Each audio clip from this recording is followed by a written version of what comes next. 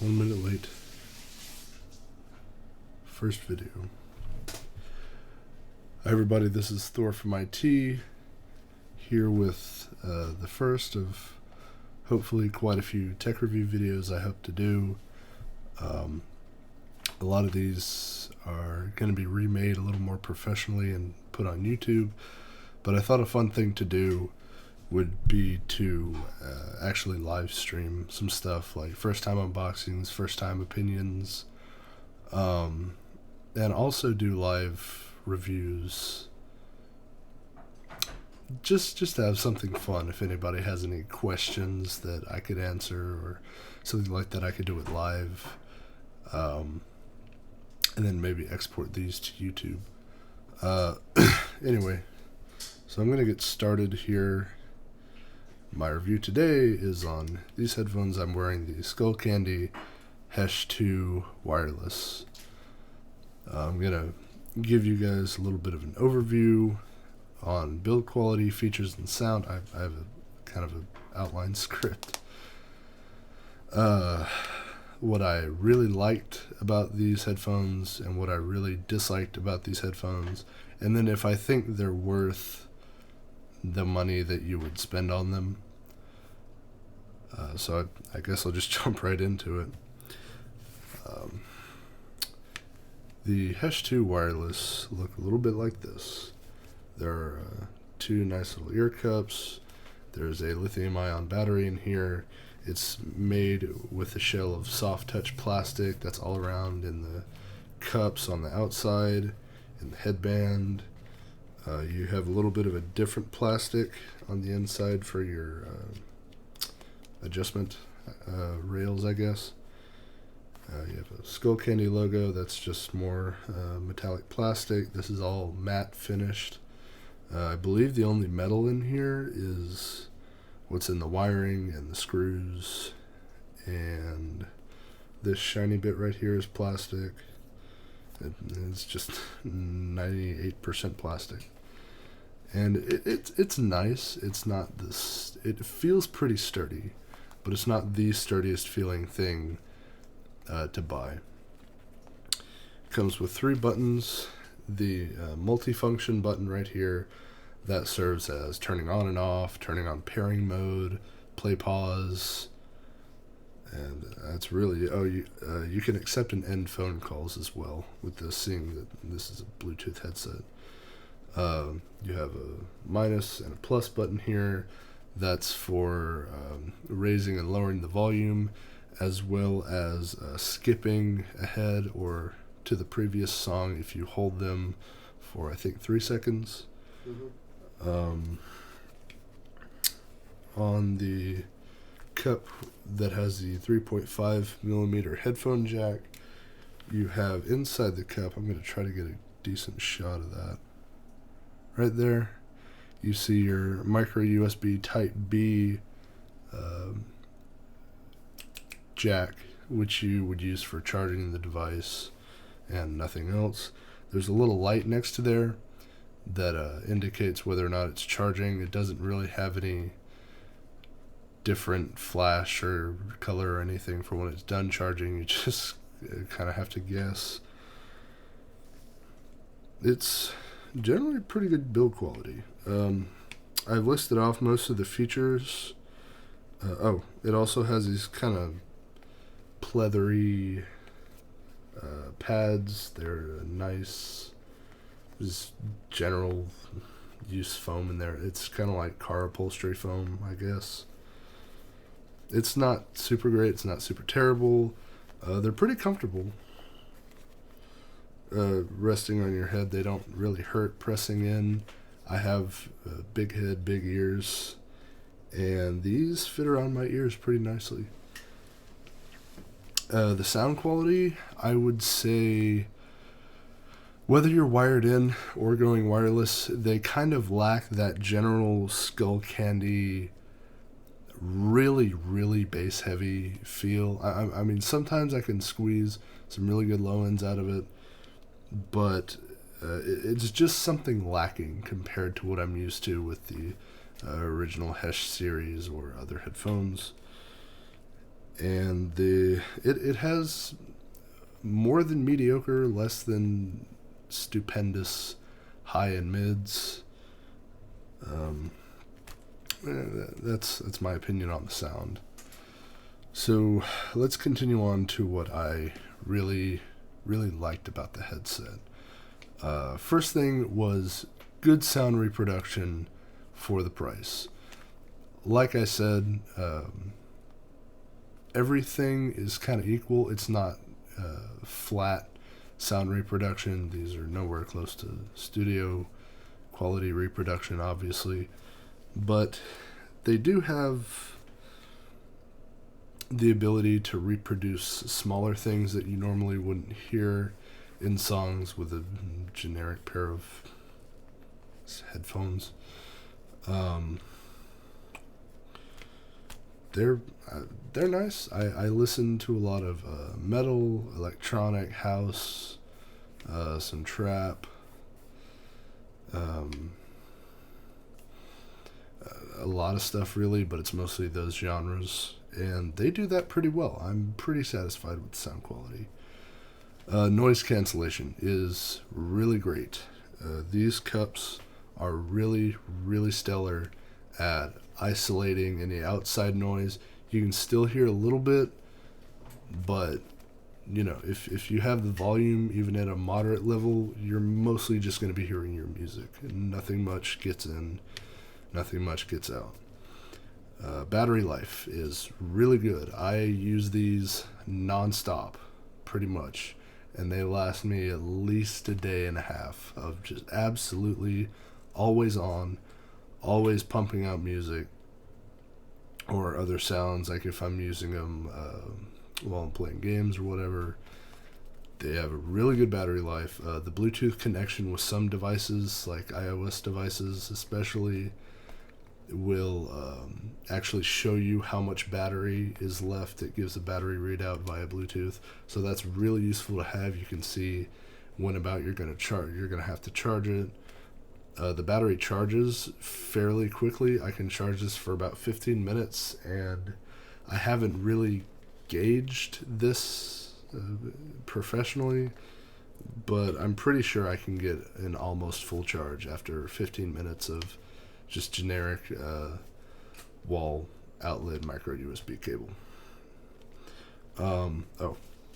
This thing I have on the side here is an NFC tag. If you don't know what an NFC tag is, and go look it up. It's really cool. I use it a lot with my phone. I'm using my phone for my script, but essentially, let's assume this is my phone. The way I have this tag set up, I take my phone, tap it there, and it automatically turns on Bluetooth, pairs with this headset, and opens my music application. So that's all fun and dandy. Let's see, what else? I mean, this is really a general statement about most Bluetooth headsets, but this thing pairs with the last device it was on very quickly, and it will pair with other devices it's remembered, as well as new devices, very quickly. It does not stall, it doesn't diddle around, it just works Bluetooth wise, and it keeps a very good connection. As long as your transmitter is doing a good job, these things will connect over a fairly long distance. I can leave my phone going in my room transmitting to these, and I will have to walk all the way across my house and out the front door before it loses connection, and I have to walk most of the way through my house before it starts stuttering or starts to kind of lose the connection. And there's a lot of walls in between there, so generally really good connection.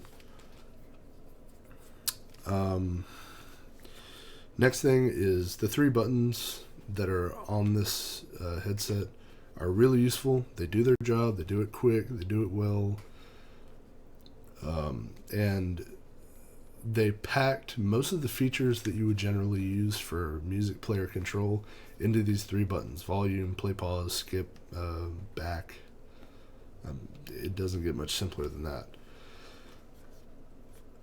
The last thing I have in my likes list is this 3.5 millimeter headphone port allows for passive play that does not consume the battery. So say my battery's out, I'm nowhere near a charger, I still want to use my music, and I have my auxiliary cord on me, which I usually do. I just plug it in and they play with the exact same sound quality, same fidelity they had when they were wireless. It's really nice. It'll get you out of a tight spot if you really want your music, and it's just nice to have instead of having to constantly carry a cord around and worry about it running out of battery. Okay, that's it so far for my likes, unless I think of something else. Now on to the dislikes. Like I said in the overview, this thing is made entirely out of soft touch plastic, which is nice. It's hard here. It's a little bit softer and more rubbery in the headband. But what really gets on my nerves is that I have a big head, and this stretches the band out and it kind of pulls it downward when I have them on like this. And you don't really notice it as much at first, but this plastic headband kind of starts pressing downward into your skull or your scalp, and you really start to notice the pressure that it's putting on there. It's not painful, it's not terribly uncomfortable, but it's there, and it can be a little bit distracting sometimes, especially if you're just listening to music to relax, or you're laying down trying to unwind. It's a little bit distracting. My next dislike is the ear cups heat up really, really fast. I know this may be in part because I have long hair, it gets caught in the cups, it insulates it even more, but I've gone through the whole thing of pulling my hair out of the way for the purpose of this review, and putting the cups on, making sure nothing else was in there, and the inside of the cups still get hot really fast. And I think this is part of how they cancel out noise so well, is they make a really good tight seal, but the heat just gets trapped in there, and that gets really uncomfortable after a while. After 2 hours, hour and a half, depending on the weather, depending on how I feel, it can get really uncomfortable, and I've actually had to take them off and kind of just give it a little 2-3 minute rest before putting them back on, because I feel like my ears are just heating up really bad. I can feel it already. It's not uncomfortable, but it's definitely hotter than the rest of my face. I've had these for about a month. I got them on a Black Friday sale. When I got them, they were with tax. I believe they were about $66. Normally, I believe these retail for about $110, $112 after tax.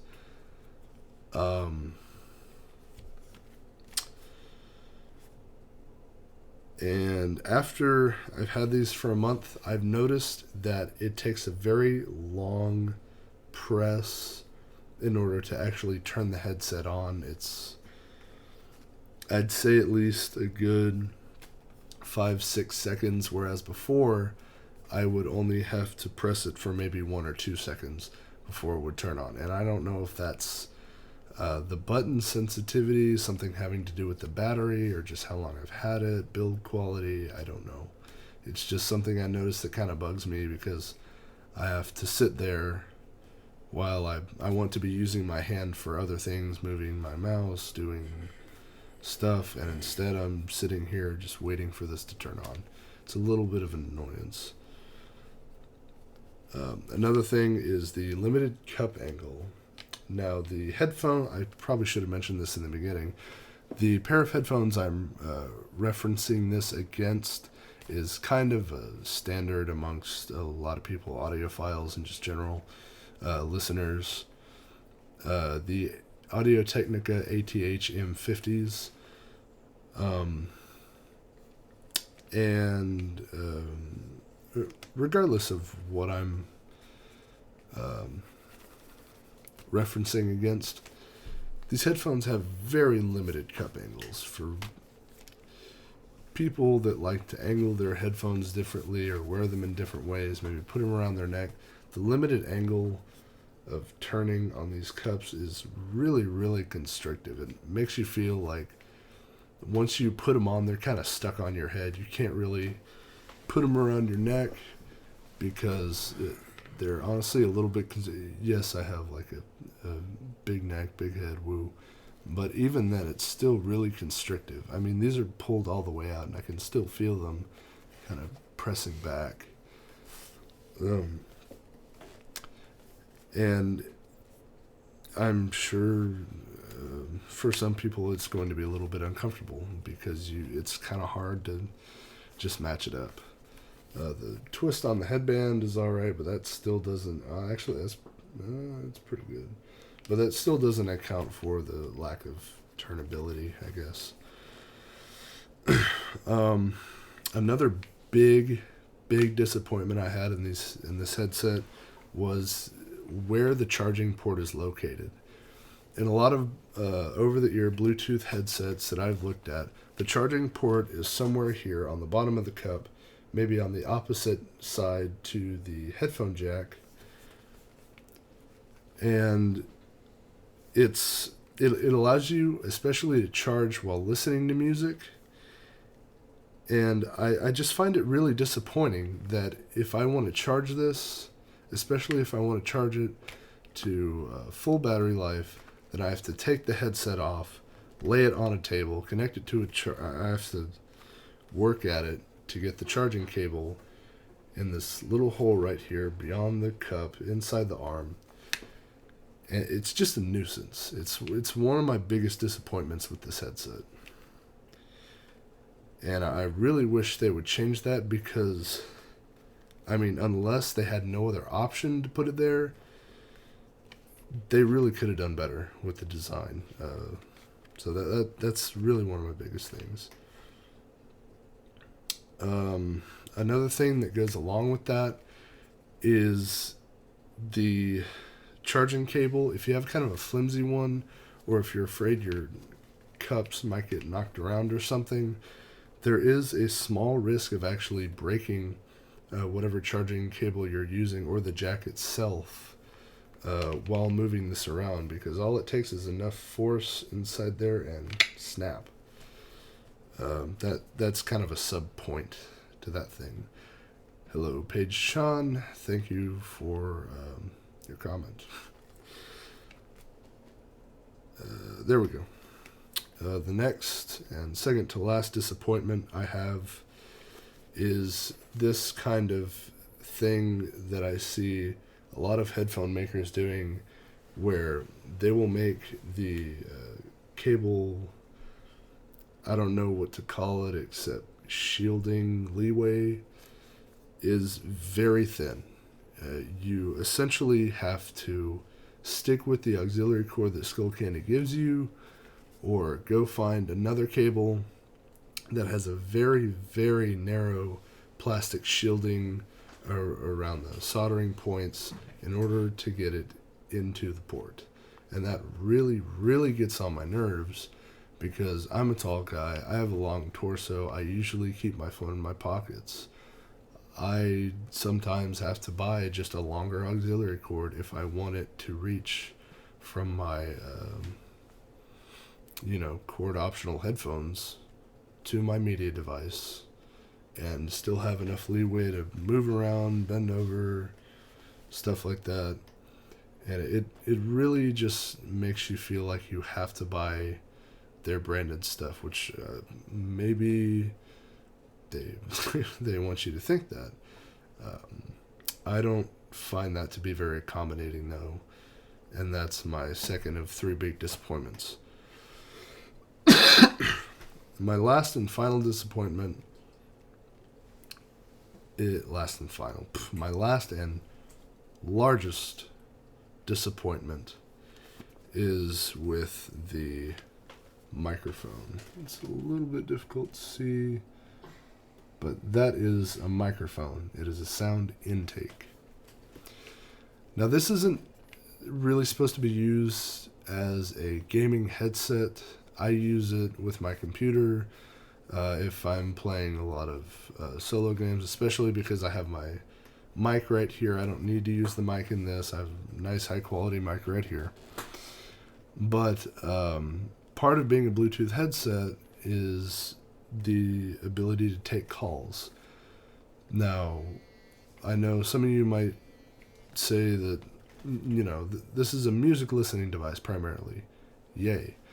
But the deal here is they put a microphone in it, which means that somebody realized that, hey, maybe this should be intended for use with your phone, to make phone calls, to make voice commands, whatever. You can, and it's garbage. The microphone is absolute garbage. I've tried using it with my computer. I've tried using it with my phone. Whoever is on the other end of the line just cannot hear you. It's very staticky. It does not transmit well over Bluetooth. It's this tiny, tiny little intake hole that is actually angled away from your mouth. So if it's sitting here on my head, it's actually angled that way instead of anywhere towards where the general sound is going to be, coming out my mouth. And it honestly picks up more background noise than your actual voice. And, why include something if you're not going to do it well? So, here's my final verdict for my first ever review. Do I think that this headset is worth the money? Yes. Again, I bought it on a Black Friday sale, but even for $110, this is a pretty durable headset. It functions well. It hasn't let me down. It hasn't dropped in quality over the month I've had it. It's made of a nice material. Yes, it presses into your head a little bit, but it's not so terrible that you just want to just take them off. Usability, 100%. You can totally use these for listening to music. They will pair with computers, iOS, Android devices without a hitch very quickly. Unpairing is quick and easy.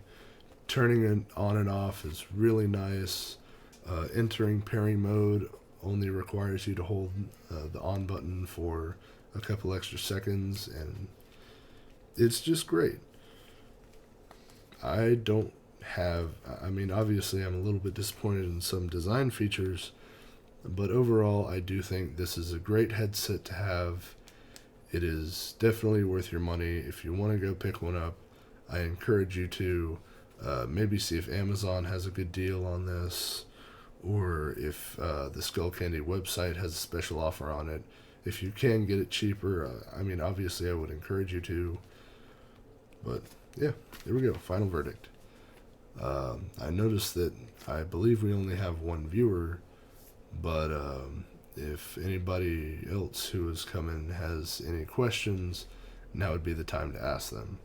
I have about 5 minutes left.